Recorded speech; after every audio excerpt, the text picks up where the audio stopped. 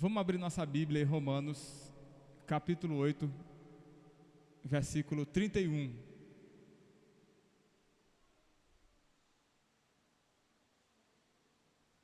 Romanos 8, 31.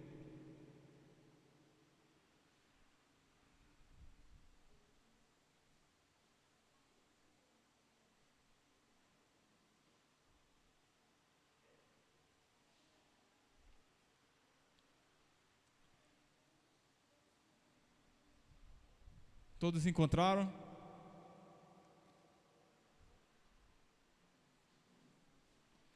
Olha só, pessoal, nós estamos partindo agora para uma nova etapa do nosso texto.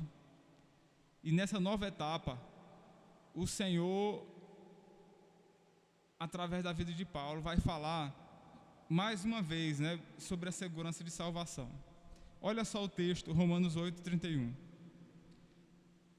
Que diremos, pois, à vista dessas coisas? Se Deus é por nós, quem será contra nós? Nós vamos recitar a segunda parte do texto, que diz o seguinte, todos juntos. Se Deus é por nós, quem será contra nós? Olha, pessoal, aqui, desse texto em diante, até o final do capítulo, Paulo, ele está admirado com a grandeza da salvação. Assim, ele acabou de descrever os últimos versículos, sobre a maneira como Deus, ele escolhe, prepara, chama, perdoa e glorifica o seu povo. Deus tem esse propósito de salvação, e ele está executando, e graças a Deus por isso. Só que agora em diante, Paulo está admirado com isso. E diante dessa admiração, ele, como um pastor cuidadoso com a igreja, ele também se preocupa com as dúvidas que são geradas no coração dos irmãos. O propósito dele era fazer cada cristão verdadeiro ter plena segurança do que Deus está fazendo na sua vida. A igreja tem que ter plena segurança do que nós estamos fazendo aqui, para que a gente não seja levado pelas dificuldades momentâneas que nós sempre passamos, tanto individualmente como igreja. E aí Paulo, ele vai usar um artifício que ele já usou na carta inteira, quando ele diz assim, que diremos, pois, diante dessas coisas? Você deve ter notado já que toda vez que Paulo faz uma declaração muito forte na carta de Romanos, ele faz esse tipo de questionamento. Olha o capítulo 3, versículo 1. Ele diz assim, que vantagem há então em ser judeu? Ele faz um questionamento para poder ajudar o pessoal a ter respostas. Olha o capítulo 3, versículo 9. Que concluiremos então? Mais uma vez, depois de ele ter feito afirmações fortes, ele faz um questionamento para os irmãos ajudarem a entender as repercussões disso. Olha o capítulo 4, versículo 1. Que diremos então de nosso antepassado Abraão? Mais uma vez, ele faz um questionamento, para introduzir um assunto importante. Olha o capítulo 6, versículo 1. A primeira pergunta que ele faz no capítulo 6, versículo 1. Que diremos então? E aí ele introduz um assunto importante. Olha o capítulo 7, versículo 7.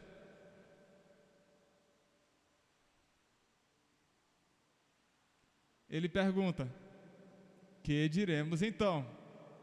E passa a responder uma série de questionamentos que as pessoas tinham quando ele falava sobre os assuntos direcionados para a vida da igreja. É a mesma coisa que está acontecendo aqui no capítulo 8, versículo 31. Que diremos então diante dessas coisas?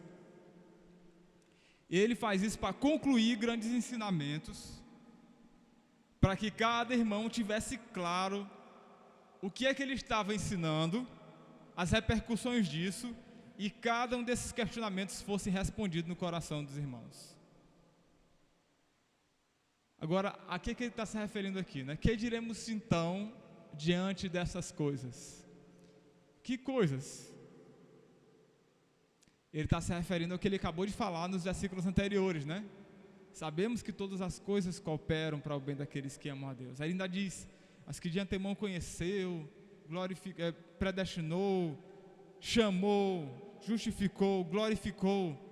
E aí de repente a gente olha o propósito de salvação de Deus direcionado para a vida de cada cristão e da igreja. E Paulo fica tão maravilhado com isso que ele diz: então o que é que ainda se tem para dizer?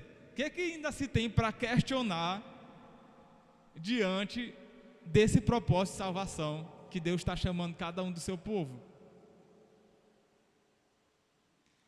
E aí, a partir de agora, do versículo 31 até o 37, Paulo vai falar de quatro tipos de questionamentos que poderiam surgir no coração dos irmãos e que precisam ficar claros. Que tipo de questionamento ainda resta a ser feito, né?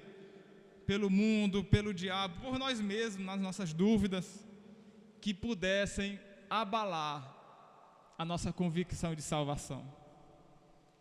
E aí, o versículo 31, ele pergunta: se Deus é por nós, quem será contra nós, né? Ele vai perguntar, a ideia aqui: pode existir algum poder que seja capaz de impedir a gente de concluir esse propósito de salvação? No versículo 32, aquele que não poupou o seu próprio filho, mas o entregou por todos nós, como não nos dará juntamente com ele e de graça todas as coisas? Ele vai responder a ideia de: existe alguma coisa que possa fazer o amor de Deus por nós diminuir ou mudar, a ponto de nos impedir de alcançarmos o propósito que Deus separou para nós? No 33 e 34, quando ele diz assim: quem fará alguma acusação contra os escolhidos de Deus? É Deus quem os justifica. Quem os condenará? Foi Cristo Jesus que morreu, e mais, que ressuscitou e está à direita de Deus e também intercede por nós. Ele vai responder a seguinte ideia: existe alguém ou alguma estratégia que possa imputar pecado contra o servo de Deus, a ponto de levá-lo à condenação? E no versículo 35 a 37, ele vai responder a ideia de: existe alguma possibilidade de alguma fraqueza nossa nos fazer falhar quando nós enfrentamos as provas, os desafios, as tentações dessa vida, né? Nós vamos ver cada um desses questionamentos nessas próximas 4 mensagens, nessa mensagem de hoje e nas próximas 3. Hoje nós vamos ficar no versículo 31. Que diremos então diante dessas coisas? Se Deus é por nós, quem será contra nós? Olha, pessoal, quando a Bíblia fala sobre isso, né, se Deus é por nós, quem será contra nós?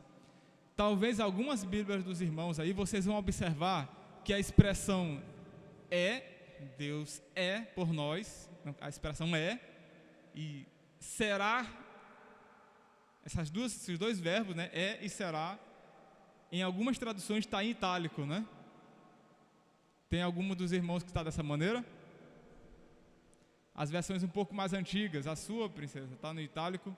A tua, Tadeu, está no itálico? Tu está com a Almeida atualizada, né?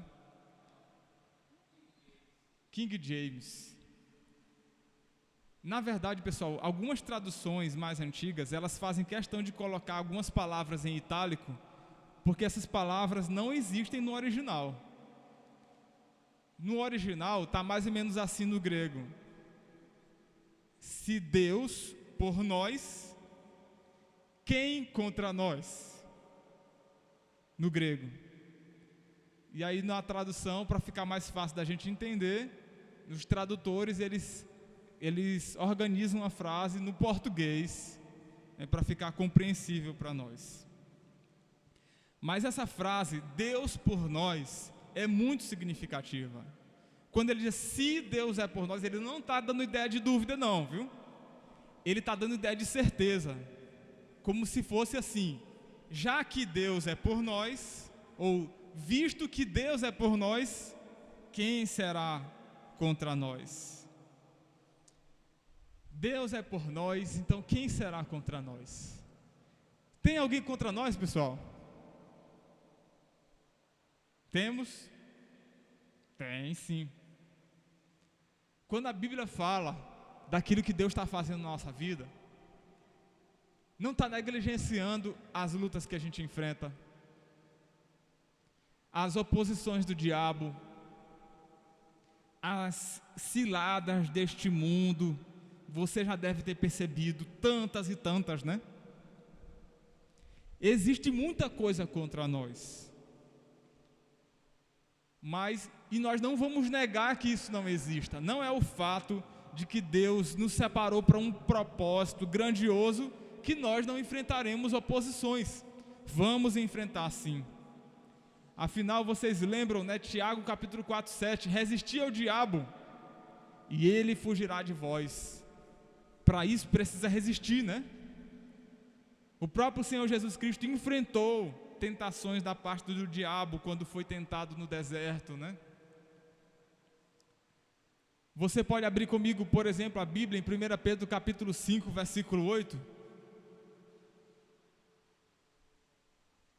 E veja que tipo de oposição nós enfrentamos. 1 Pedro 5, 8.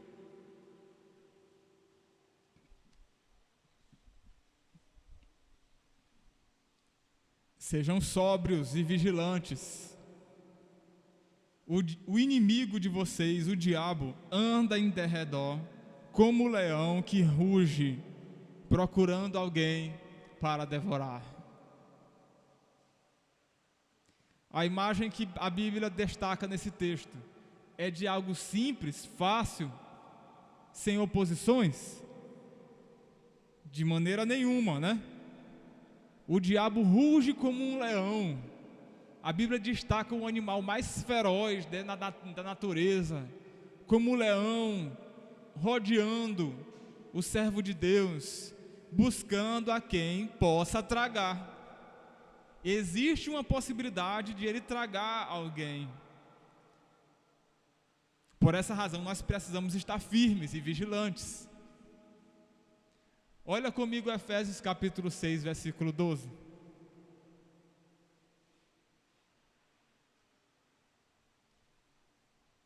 Efésios 6, 12.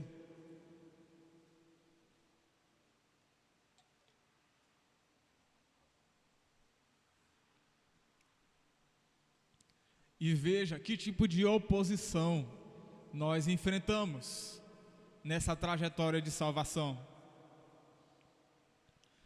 Porque a nossa luta não é contra a carne, não é contra o sangue e a carne, mas contra os principados e as potestades, contra os dominadores deste mundo tenebroso, contra as forças espirituais do mal nas regiões celestiais. Olha, meus irmãos, contra o que nós lutamos? Nós estamos num propósito de salvação que Deus nos inseriu.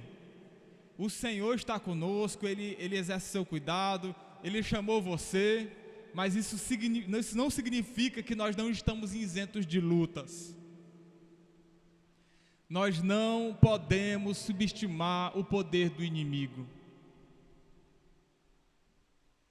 Satanás e o pecado, eles existem muito antes de você.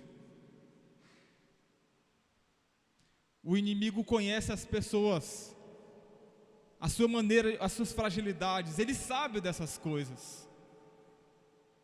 ele é astuto, malicioso, labioso.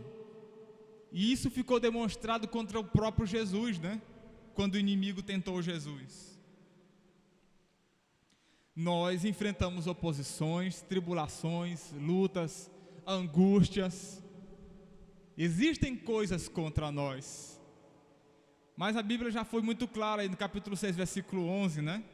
Vistam-se de toda a armadura de Deus para poderem ficar firmes contra as ciladas do diabo. Nós enfrentamos oposições, lutas, mas nós não estamos só e nem fomos deixados despreparados. O Senhor está conosco. Nós temos proteção e refúgio. Nós não estamos sozinhos. E quando Paulo fala disso, se Deus é por nós, quem será contra nós? Ele está lembrando que existem oposições contra nós. Mas a ênfase de Paulo é de saber quem é por nós. Quando nós sabemos quem é por nós,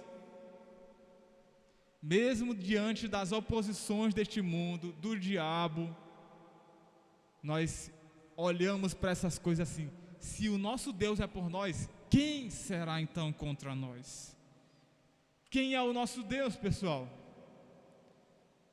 É um Deus soberano, soberano sobre a criação, sobre o tempo, sobre todas as coisas que existem, até soberano sobre a própria ação de Satanás. É um Deus onipotente, Ele pode todas as coisas, Ele sabe todas as coisas, Ele está em todos os lugares, Ele governa todo o universo, é um Deus eterno. Esse é o nosso Deus. Nós precisamos lembrar sobre quem é por nós. Nós não conheceríamos o Senhor se não fosse Ele alcançando a nossa vida. Nós não teríamos nenhum conhecimento sobre a salvação. Mas esse Deus eterno, poderoso, soberano, Ele resolveu alcançar vidas de pessoas simples, que não mereciam, pecadores como eu e você.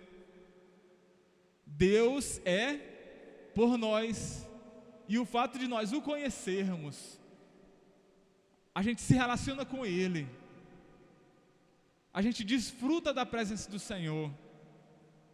Se não fosse o Senhor estando por nós, ao nosso lado, ao nosso favor, nós continuaríamos perdidos, como estávamos antes de conhecer o Senhor.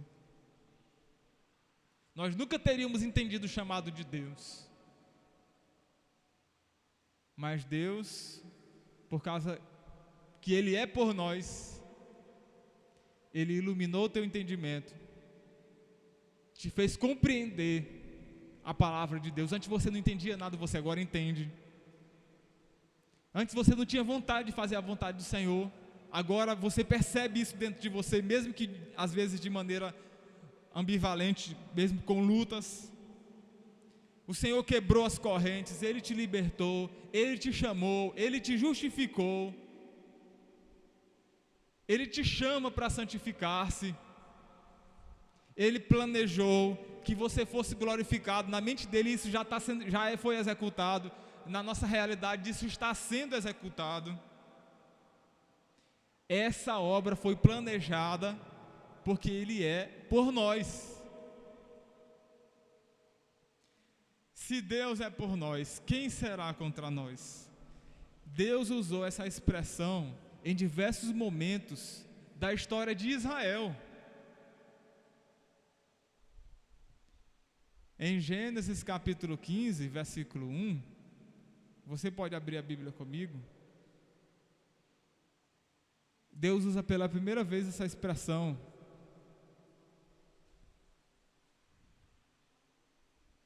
Gênesis 15, 1. Depois dessas coisas, depois desses acontecimentos, a palavra do Senhor veio a Abraão numa visão dizendo: não tenha medo, Abrão, Eu sou o seu escudo e lhe darei grande recompensa.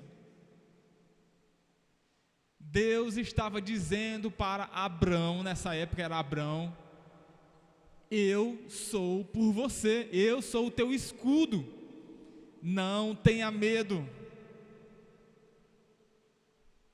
Essa mesma expressão Deus usou em relação a Josué, no capítulo 1.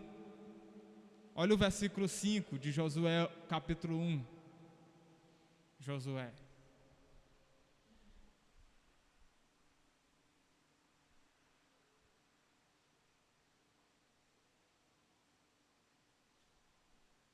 Josué 5:1. Ninguém poderá resistir a você todos os dias de sua vida. Assim como estive com Moisés, estarei com você. Não o deixarei, nem o abandonarei. Essas eram as palavras que Deus estava usando para encorajar Josué. Olha o versículo 6. Capítulo 1, versículo 5. Agora o versículo 6. Seja forte e corajoso, porque você conduzirá este povo para herdar a terra que prometi sobre os juramentos aos seus antepassados. Somente seja forte e muito corajoso. Tenham cuidado de obedecer a toda a lei que meu servo Moisés lhe ordenou. Não se desvie dela nem para a direita nem para a esquerda, para que você seja bem-sucedido em tudo e por onde quer que você andar. Não deixe de meditar, não deixe de falar as palavras deste livro e de meditar nelas de dia e de noite, para que você cumpra fielmente tudo que nela está escrito. Só então os seus caminhos prosperarão e você será bem-sucedido. Não fui eu que lhe ordenei, seja forte e corajoso. Não se apavore nem desanime, pois o Senhor, o seu Deus, estará com você por onde você andar. Deus estava dizendo para Josué: eu sou por você. Se eu sou por você, quem será contra você?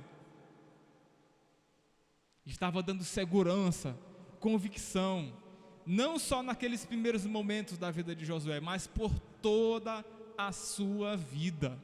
Deus estaria com Josué.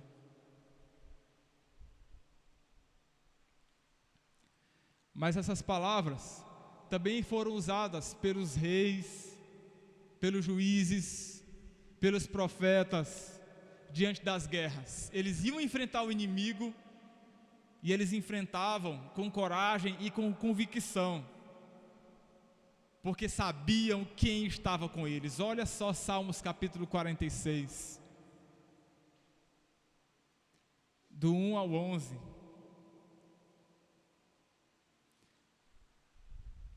E essas expressões denotam uma convicção muito grande, pessoal. Eles sabiam quem era o Senhor dos Exércitos.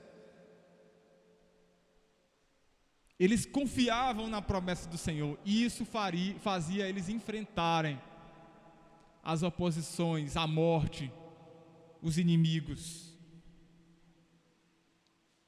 Salmos 46. Quem é Deus aqui?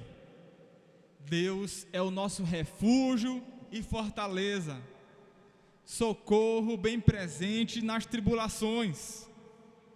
Portanto, não temeremos, ainda que a terra se transtorne, e os montes se abalem no seio dos mares, ainda que as águas tumultuem e espumejam, e na sua fúria os montes estremeçam, mas o Senhor é o nosso refúgio. Olha o versículo 6. Bramam as nações, os reinos se abalam, Deus faz ouvir a sua voz e a terra se dissolve. O Senhor dos exércitos está conosco, o Deus de Jacó é o nosso refúgio. Venham contemplar as obras do Senhor, que tem feito desolações na terra. Ele faz cessar as guerras até os confins do mundo, quebra o arco, despedaça a lança, queima os carros no fogo. Esse é o nosso Deus. Olha o versículo 10. Aquietem-se e saibam que eu sou Deus.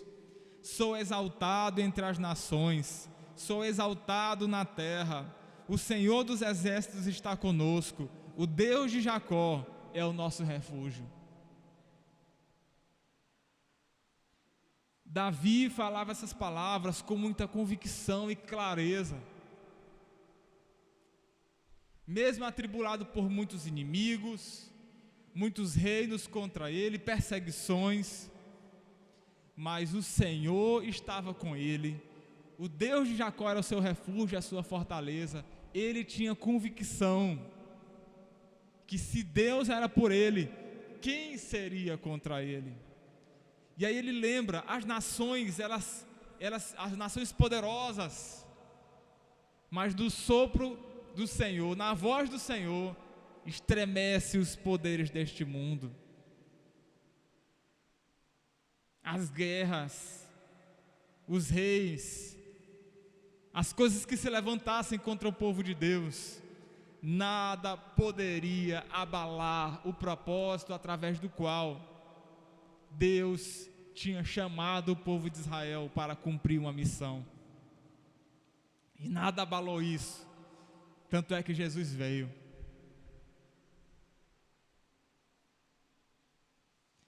Você se sente convicto quando você lembra sobre quem é esse Deus, tal como descrito aqui em Salmos 46?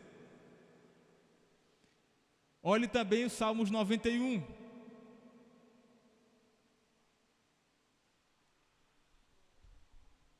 Quem é o nosso Deus? Salmos 91. A Bíblia diz assim, versículo 1 e 2: Aquele que habita no abrigo do Altíssimo e descansa à sombra do Todo-Poderoso, pode dizer ao Senhor: Tu és o meu refúgio e a minha fortaleza, o meu Deus em quem eu confio. Quem é que pode dizer isso, pessoal? O versículo 2, pode dizer ao Senhor. Quem pode dizer ao Senhor? O versículo 1 respondeu, né? Aquele que habita no abrigo do Altíssimo e descansa à sombra do Todo-Poderoso pode dizer: Tu és o meu refúgio e a minha fortaleza, o meu Deus em quem eu confio. Ele está dando ideia de uma torre forte, inabalável. O inimigo podia vir contra ela, mas nada poderia derrubá-la. O Senhor é o nosso refúgio, a nossa fortaleza, em quem nós confiamos. Olha o versículo 7.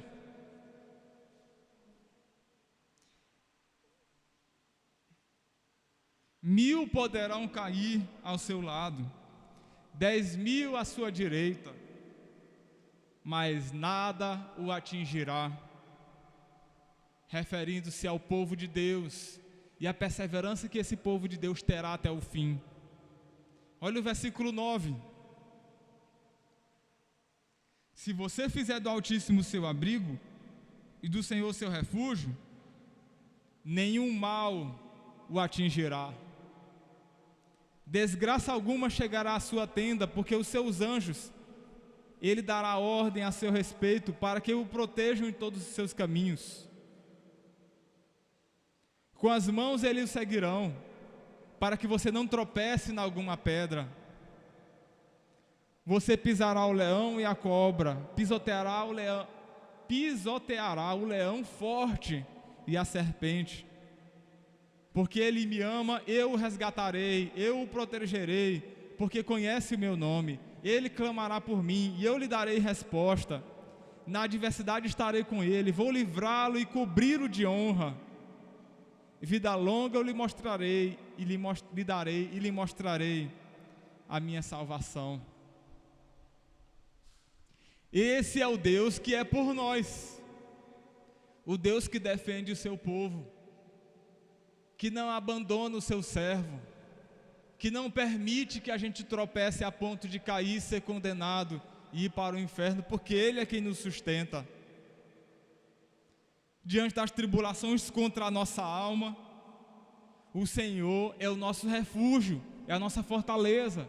Ele não nos deixa ser levados pelo inimigo. Ele nos protege e nos guarda, nos livra do mal.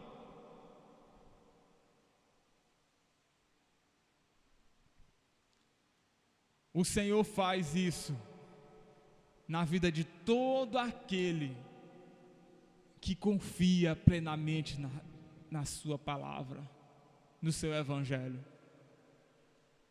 Quando você se converteu, quando o Senhor chamou você e te deu essa fé salvadora, Ele te sustenta. Esses textos se referem também à sua vida, porque você está inserido em Jesus, nesse propósito de salvação. E essa é a vida do cristão. É por essa razão que Paulo disse em Romanos capítulo 8, versículo 31, que diremos, pois, diante dessas coisas?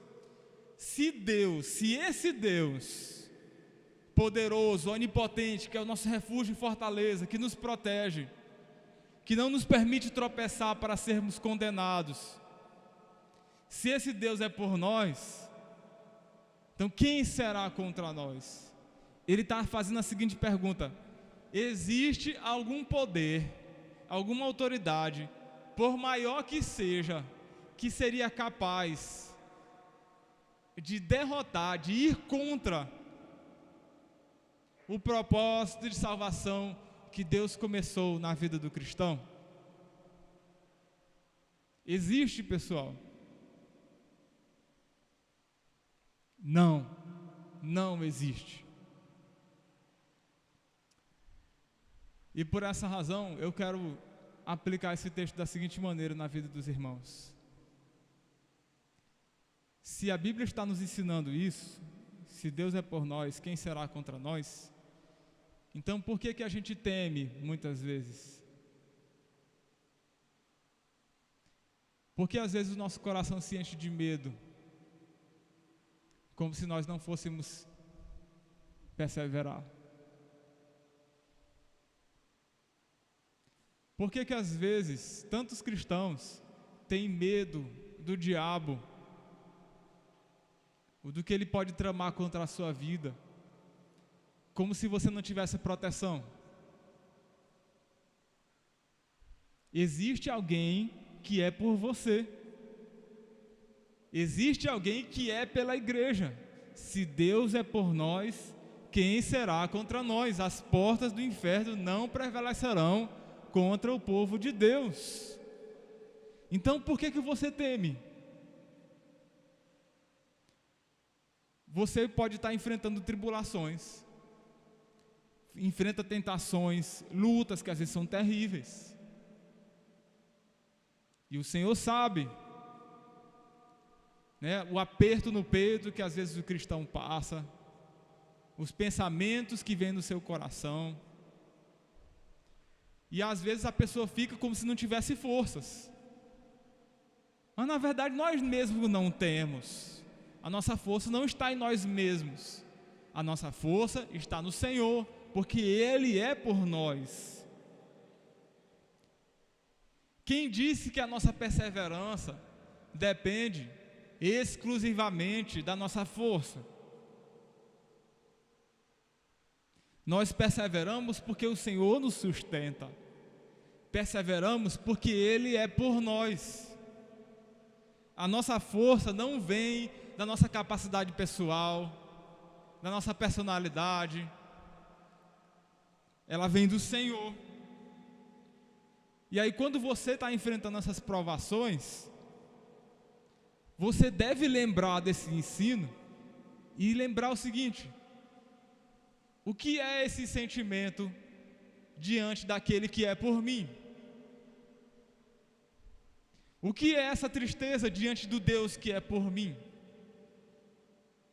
O que é essa tribulação diante do Deus Todo-Poderoso? O que é essa aflição diante do Deus que é por mim, que governa todas as coisas, inclusive isso que eu estou enfrentando? O que são essas oposições diante do Deus que é por mim, que me resgatou, que me salvou. Não é nem se tem aquela música segura na mão de Deus e vai, né? Que o pessoal canta nos funerais. Mas é uma música que não é bíblica, porque dá uma ideia como se a nossa sustentação fosse nós segurando na mão de Deus. Enquanto que Paulo, nessa clareza que ele deu nos versículos anteriores, ele está dizendo que é o Senhor que te segura pela mão.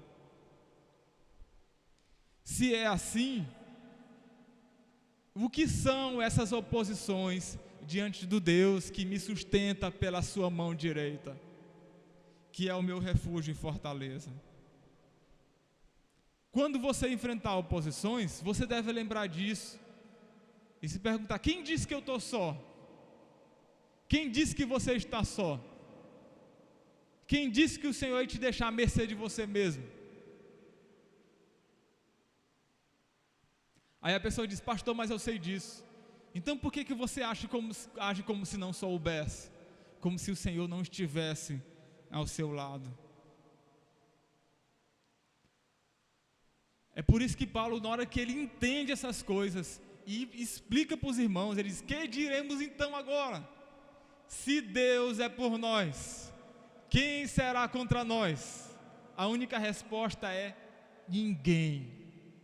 Nem o diabo, nem os seus anjos, nem o mundo, nem as velhas amizades, nem as tribulações, nem as lutas contra você mesmo, contra os teus próprios sentimentos.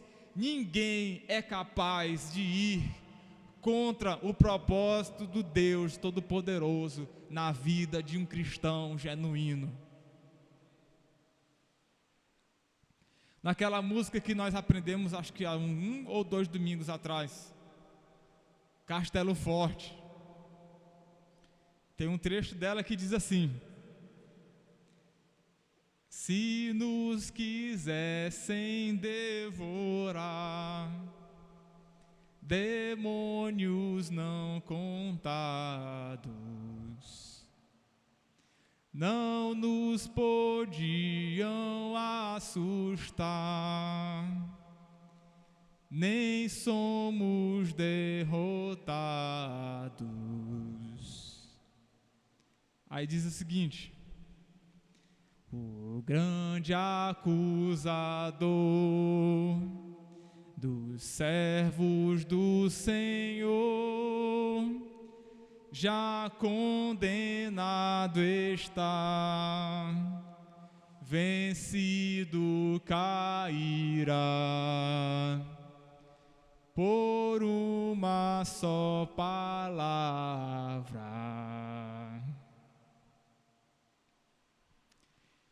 Esse é o nosso Deus, é o nosso castelo forte, que nos defende contra o acusador, nos defende contra as ações do diabo e jamais nos deixará, jamais nos abandonará, até que o propósito que Ele estabeleceu para você como cristão verdadeiro se cumpra completamente.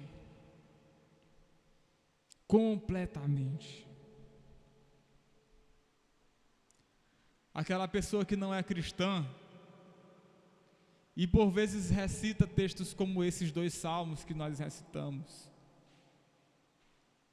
eles recitam sem entender o que de fato é ter o nosso Deus como refúgio e fortaleza.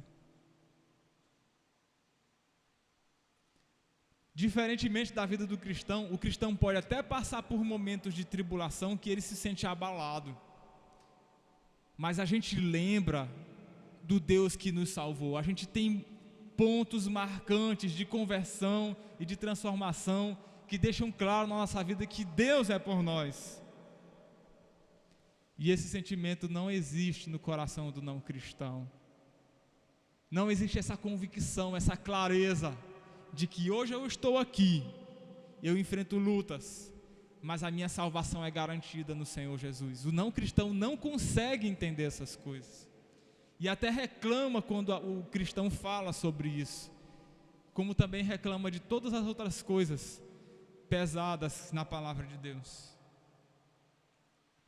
Mas a pessoa que está no mundo, ela não conhece esse Deus que é por nós, por causa do pecado que lhe separa do nosso Deus. O pecado distancia a pessoa, quebra a relação da pessoa com Deus e impede ela de enxergar, de se relacionar com o Senhor e de poder dizer também com convicção: o Senhor é por nós, quem será contra nós? O mundo não tem a quem recorrer, e é por essa razão que ele recorre ao dinheiro para se fazer poderoso, à política para poder ter influência, às armas para poder se defender, como se a nossa vida fosse encerrar aqui, ou aos prazeres para tentar entorpecer a alma. Mas a mensagem de hoje nos faz também lembrar, até mesmo para quem ainda não é crente, que o Senhor Jesus Cristo um dia morreu numa cruz para conceder salvação a todo aquele que crê. E toda aquela pessoa que crê, ela crê porque os seus ouvidos foram abertos. E hoje, quando essa pessoa ouve essa mensagem, ou mesmo aqui presencialmente, ou através desse vídeo, o coração dela começa a se encher de alegria. E ela começa a se ver desejoso de ter no seu coração também esse Deus, que é por todo aquele que crê, que entregou a vida ao Senhor. Salvação é isso, é segurança, é confiança, é certeza inabalável, porque não se sustenta nas nossas próprias forças, mas no Deus que é por nós. Por essa razão que, se você é cristão verdadeiro, você pode ter essa segurança eterna de que o Senhor jamais te deixará cair. Até mesmo o pecado que antes era uma barreira contra a sua vida, o Senhor quebrou na cruz, perdoou os teus pecados e te deu a oportunidade de estar com Ele e desfrutar do relacionamento com Ele para a vida eterna. O Senhor chama cada um de nós para que Ele seja o nosso refúgio e a nossa fortaleza, se você crer de todo o seu coração. Que diremos, pois, diante dessas coisas? Vamos recitar junto a segunda parte? Se Deus é por nós, quem será contra nós? Nós vamos ficar de pé e recitar mais alto. Que diremos, pois, diante dessas coisas? Se Deus é por nós, quem será contra nós? Glória a Deus.